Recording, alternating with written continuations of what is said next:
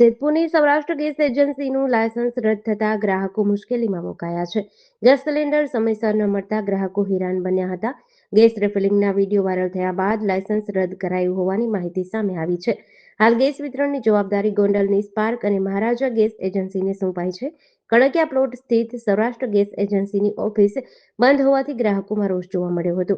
Gas વિતરણમાં અવ્યવસ્થા વચ્ચે હજારો લોકોની ભારે હાલાકી ભોગવવી પડી હતી. એજન્સી ઓફિસ ખાતે ગ્રાહકોનું જમાવડું જોવા મળ્યું હતું. વહેલી તકે સમસ્યાનો ઉકેલ લાવવા માંગ કરી હતી. મારું નામ રસિકભાઈ. શું પ્રશ્ન છે? પ્રશ્ન બાટલાનો તઈથી ત્યાં હળિયા કઢવે હે ઈ કે સોમવારે ગાડી આવશે. સોમવારે આવ્યા તો ગાડી આવી નહીં. મંગળવારે આવ્યો તો એજન્સી બંધ છે. કઈ એજન્સી? હા, સૌરાષ્ટ્ર ઇન્ડિયન. શું તમને કીધું છે શું? ઈ કે તમને મંગળવારે બાટલો મળી જાય સવારમાં. તો અત્યારે બાટલા છે નહીં, એજન્સી જ બંધ છે. તમે કોઈને રજૂઆત કરી? મામલતદાર સર ને રજૂઆત કરી. ઈ કે તમને 11 વાગે જાણ કરું. 11 વાગ્યા સુધી તમે એવું કરે છો? તો આ તો બીજું તો શું કરું? રાંધવા ગેસ નથી તો અમારે કઈ લાઈન લેવી?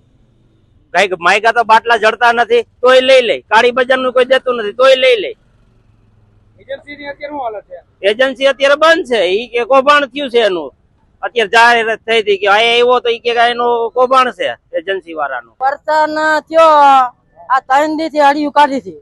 કાલ બાટલો ને લખી દીધો કે તમારે મેસેજ આવે ને તો આવવાનું. તો કાલ આવ્યા, કાલ લખાયો બાટલો. કાલ લખાયો તો તમે 4 વાગે આવજો.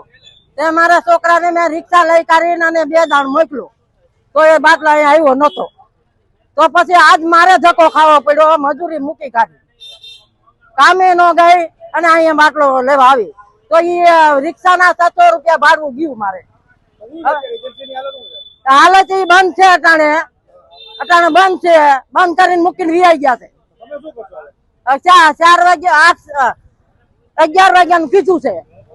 11 વાગ્યાનું કીધું છે. મામલતદારે ફોન કર્યો કે 11 વાગ્યા સુધી ઉભા રહ્યો તમે, એટલે 11 વાગે આવશે ફોન. જેડીસી ન્યૂઝ સાથે સુરેશ ભાલિયા, જેતપુર.